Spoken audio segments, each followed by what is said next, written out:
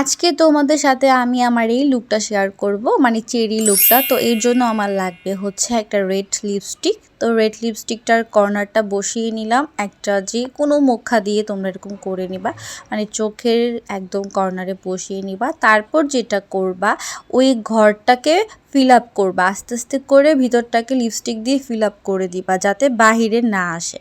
তারপর হচ্ছে একটা গ্রিন কালার আই শ্যাডো নিয়ে সুন্দর করে তোমরা যেভাবে লাইন ক্রিয়েট করো, আই লাইনার দাও, সেম ওইভাবে একটা আই লাইনার দিয়ে দিবে। দেখো আমি যেভাবে দিচ্ছি, আই লাইনার দেওয়ার পর এখন এটার যে মানে চেরির যে একটা ডান্ডি টাইপের থাকে সেটা হলো গ্রিন কালার থাকে।